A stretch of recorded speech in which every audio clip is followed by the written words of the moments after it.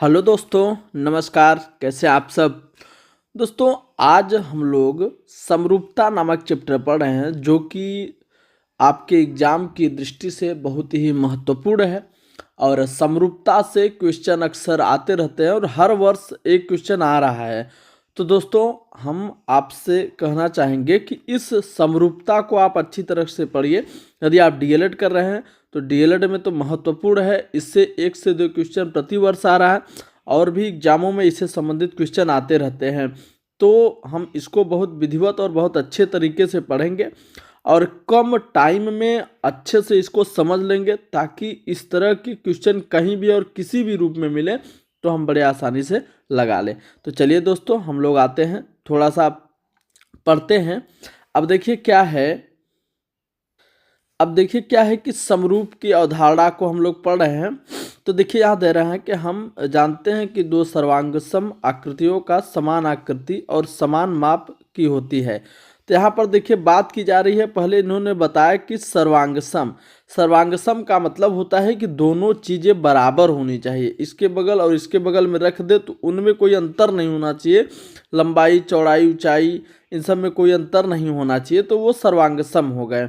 ठीक है। अब देखिए कह रहा है प्रकृति में कुछ ऐसी आकृतियों के उदाहरण भी मिलते हैं जो आकृति में समान रूप के तो होते हैं किंतु समान माप के नहीं होते। ध्यान दीजिएगा, रूप तो समान है मगर माप समान नहीं है। किसी फूल के पौधों में सभी फूल समान रूप के होते हैं, हुए भी समान आकार के नहीं होते, आखिर उनके आकार में भिन्नताएं होती हैं। ऐसी आकृति को समरूप आकृति कहते हैं। मतलब उसके जैसा हो मगर माप में उसके जैसा ना हो, थोड़ा सा छोटा हो या बड़ा हो। जैसे देखिए ये समरूप आकृतियां हैं। ये बच्चा और ये बच्चा, दो बच्चों को आप देख रहे हैं तो सेम एकदम से दिखाई दे रहे हैं, मगर ये बड़ा है और ये छोटा है। इसके समरूप है, ये सर्वांगसम नहीं है। ये क्या है? समरूप है। सर्वांगसम होने का मतलब होता है कि दोनों की आकृति लंबाई चौड़ाई सब में समान हो। इसको उठाकर इस पर अगर रख दे तो पूरा पूरा ढक ले तो जान लीजिए सर्वांगसम है, और पूरा पूरा नहीं ढक रहा है तो जान लीजिए वो समरूप है। जैसे देखिए दो गेंदे हमने लिया है, तो ये सब दोनों गेंदे क्या हैं? एक जैसे दिख रहे हैं मगर माप में एक बड़ा है और एक छोटा है, तो ये हमारा क्या हो जाएगा? समरूप हो जाएगा। अब देखिए हमने और भी चीज़ें ली हैं। दो कारें हैं। अब इन कारों को आप देख करके लग जाएगा कि ये सब क्या है? समरूप है। दो साइकिलें हैं, ये सब क्या है? समरूप है। तो ये समरूप की अवधारणा है कि वो तो आकृति समान होगी, आकृति समान होगी ना। आकृति आपकी क्या होगी? समान होगी। मतलब एक जैसे रूप के होंगे मगर माप बराबर नहीं होगा। माप बराबर नहीं होगा। ठीक, माप बराबर नहीं होगा। वो एक अनुपात में हो सकता है, उसके अनुपात में हो सकता है, उसी के अनुसार छोटा बड़ा होता है। ठीक है। जैसे हम लोग जब तहजिया का समय आता है तो तहजिया बनता है तो ताजमहल जैसा कॉपी करके बनाते हैं। तो किसी किसी का इतना अच्छा बनता है कि जैसे एकदम पूरा ताजमहल, मगर ताजमहल बहुत बड़ा है, वो उसी के अनुसार वो छोटा सा बना होता है, तो वो उसका समरूप कहलाता है। तो आई होप ये आपको समझ में आया होगा। तो आइए समरूप के कुछ नियमों को पढ़ते हैं जो हमारे लिए बेहद ज़रूरी है, और उन नियमों को पढ़ लेंगे तो सवाल को बड़े आसानी से लगा लेंगे। अब देखिए दिया है कि दो बहुभुज, बहुभुज का मतलब होता है जिसमें दो से अधिक भुजाएं हैं वो बहुभुज हो जाती हैं। तो यहाँ पर हम त्रिभुज की बात कर रहे हैं, तो जिनके भुजाओं की संख्या समान है समरूप होते हैं। यदि यदि मतलब संख्या समान है समरूप होते हैं, मगर कब? ये कंडीशन दिया है कि यदि उनके संगत कोण समान हो। क्या हो? संगत कोण। अच्छा दोस्तों ये सुनिए कि संगत कोण क्या है, किन कोणों को हम लोग संगत कोण कहेंगे। तो आइए देख लेते हैं इसके बारे में भी, वरना आप पढ़ तो लेंगे मगर कन्फ्यूजन जिंदगी भर रहेगा कि संगत कोण क्या है। तो जैसे देखिए हमने ले लिया ए बी और सी, और ये है हमारा पी क्यू और आर। ठीक है। तो अब देखिए संगत भुजा क्या होती है और संगत कोण क्या होते हैं। तो देखिए ये ए बी इस तरफ है और ये पी क्यू है, तो पी क्यू इस तरफ है। तो ये देखिए अब ये भुजा और ये भुजा हमारी एक तरफ जो है तो ये संगत भुजाएं होंगी, और ये कोण हमारे संगत कोण होंगे। समझ में आ गया होगा कि ये कोण संगत है, ये भुजा संगत है। इसकी ये भुजा संगत भुजाएं हैं, ये भुजाएं और ये भुजाएं हमारी संगत भुजाएं हैं। तो उसी के अनुसार लेंगे, दाएं का दाएं तरफ से, बाएं का बाएं तरफ से और नीचे का नीचे वाले से। ये कोण संगत है, इसीलिए ये संगत भुजाएं और संगत कोण है। तो पहला नियम क्या कह रहा है कि उनके संगत कोण बराबर हों, और दूसरा नियम क्या कह रहा है कि यदि उनकी संगत भुजाएं समान अनुपात में हों।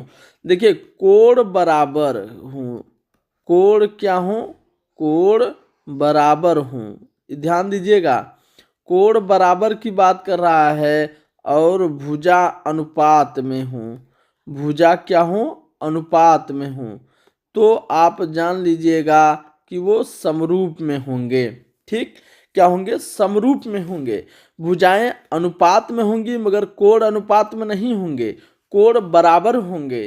ठीक, अगर ये 60 अंश है तो ये 60 ही अंश होगा, अगर ये 4 है तो ये 12 हो सकता है, मगर यहाँ पर ये 60 है तो ये 60 होगा। इसके अनुपात में ये 3 गुना नहीं होगा कि 180 अंश ना, वो बराबर होनी चाहिए।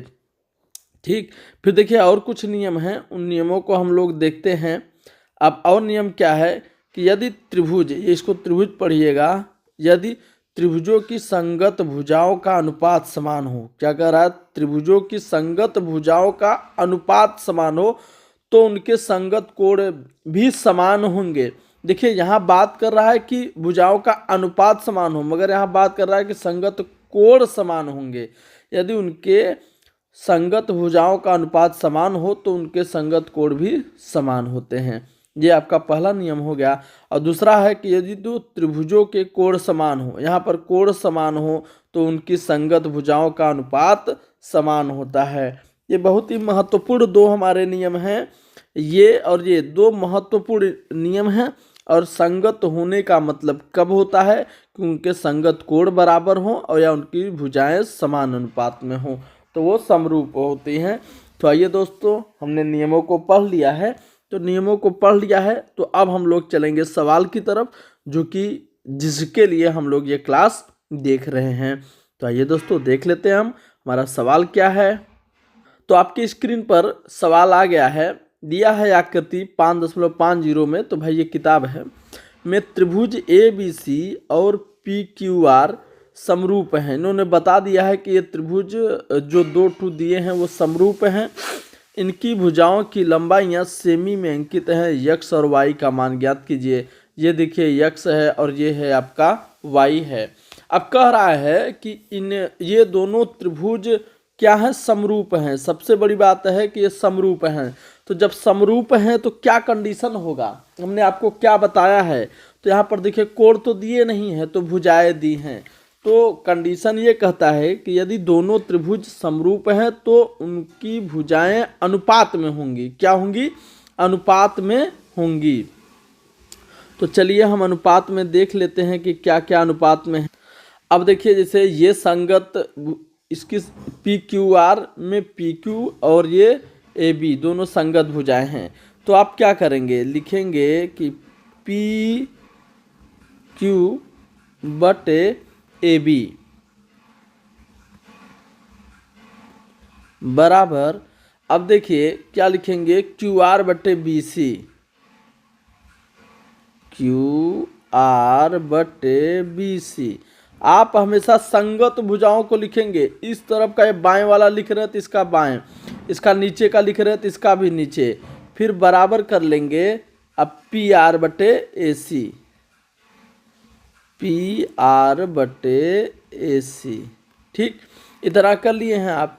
अब क्या करना है, सबका मान रखना है। तो PQ का मान Y है तो Y लिखेंगे। फिर उसके बाद AB का मान देखिए, इसके नीचे AB का मान 3 है तो 3 लिखेंगे। अब QR का मान 3 है तो 3 लिख दिए, और BC का मान देखिए 2 है तो 2 हम लिख देंगे बराबर। अब देखिए PR का मान कितना है, तो PR का मान 3 है और AC का मान कितना है, X है। ठीक, तो हमें x और y का मान पूछ रहा है।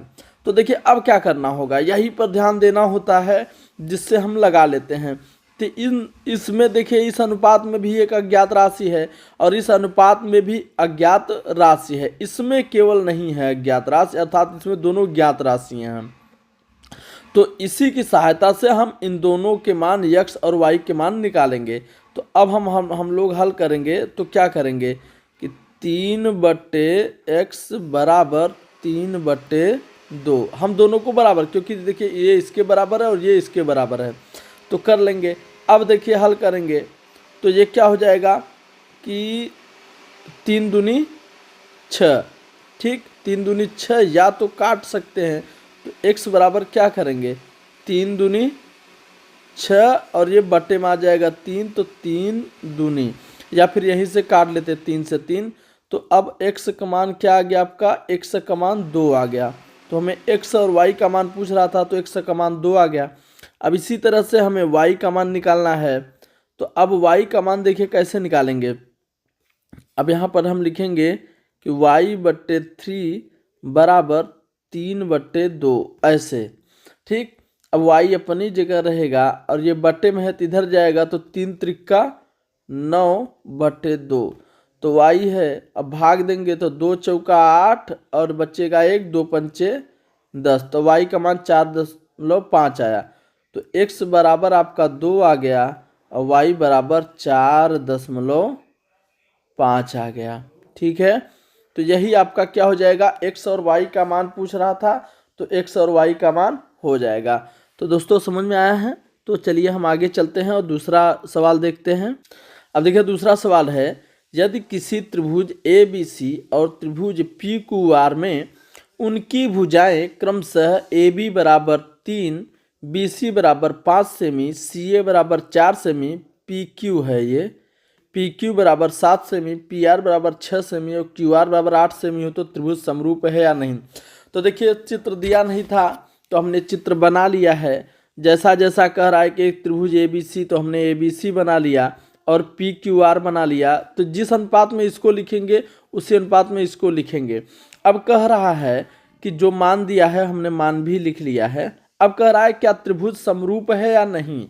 तो देखिए समरूप होने का जो कंडीशन है वो यही है कि हम उनकी भुजाओं को अर्थात संगत भुजाओं को अनुपात में लिखेंगे। तो देखिए AB लिख रहे हैं पहले हम, तो AB लिख लिए। अब AB की संगत भुजा क्या है, ये है PQ बराबर। अब देखिए क्या है AC लिखे, इधर क्या होगा PR हो जाएगा। अब इधर क्या लिखेंगे BC बटे QR हमने लिख लिया। अब AB का मान 4 है और AB का मान 4 है और PR का मान 7 है बराबर। AC का मान कितना है, AC का मान, AB का मान 3 था, सॉरी, AB का मान 3 था। और अब देखिए AC का मान 4 है और PR का मान 6 है बराबर। अब BC का मान कितना है, BC का मान 5 है और QR का मान 8 है, ठीक। अब यहाँ पर देखिए काटेंगे तो 2/3 आ जाएगा, मगर अब अनुपात देख रहे हैं क्या समान है, ये 3/7 आ रहा है, ये 2/3 आ रहा है, ये 5/8 आ रहा है। तो काटने पर अनुपात समान नहीं आ रहा है। अनुपात समान होने का मतलब काटने पीटने पर इसका मान तीनों का मान समान आना चाहिए। यदि तीनों का मान समान आ गया तो समरूप है, नहीं तो नहीं है। तो इसका मतलब ये समरूप नहीं है। क्या है, समरूप नहीं है, समरूप नहीं है। तो ध्यान दीजिएगा ये समरूप नहीं है, ठीक।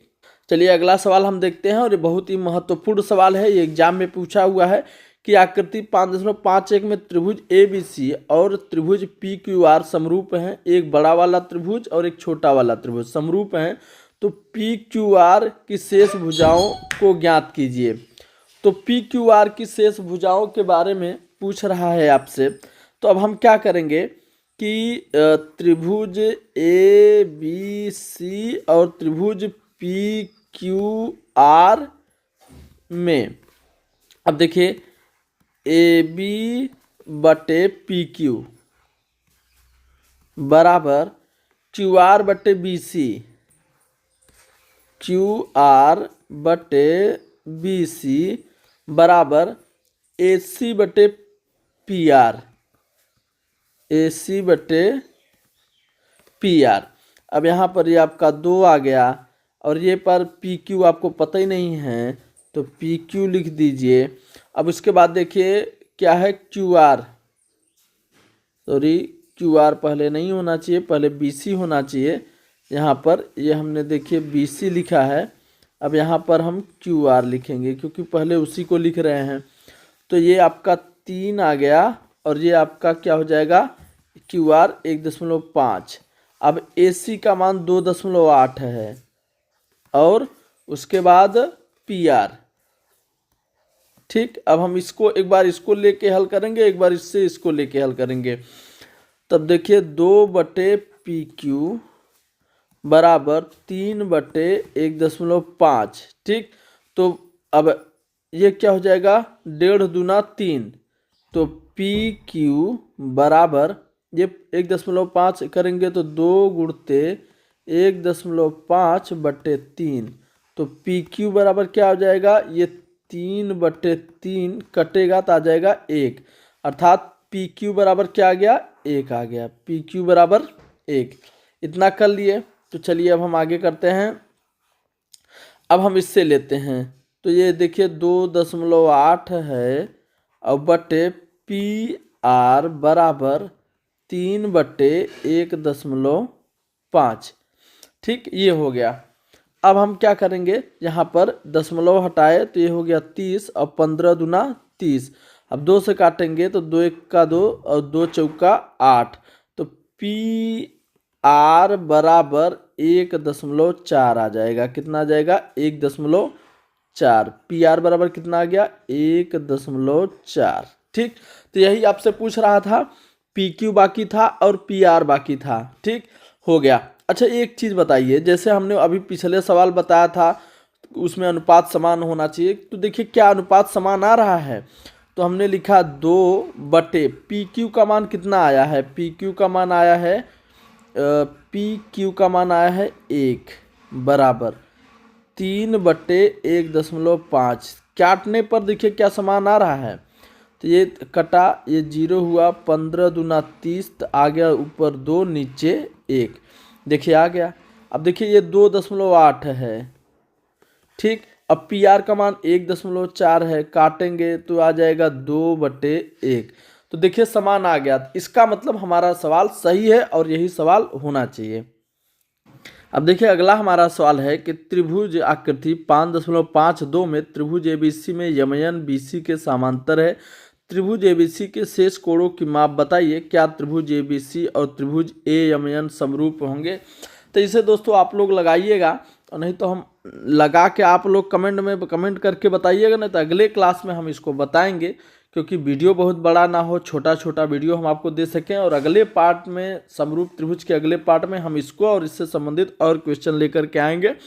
ये आपके लिए होमवर्क रहेगा, ये आपके लिए क्या रहेगा, होमवर्क, क्योंकि आप हम देखना चाहेंगे कि आपने समझा है या नहीं समझा है। यदि समझा है तो बहुत अच्छी बात है, तो होमवर्क करके आइएगा, और नहीं तो कमेंट में बताइएगा, हम सवाल जरूर सॉल्व करेंगे और बताएंगे भी। तो वीडियो पर नए हो तो वीडियो को लाइक करिए, शेयर करिए, और इसी तरह का कंटेंट प्राप्त करने के लिए आप हमारे इस चैनल को सब्सक्राइब जरूर करिएगा। चलिए दोस्तों, मिलते हैं हम नेक्स्ट क्लास में।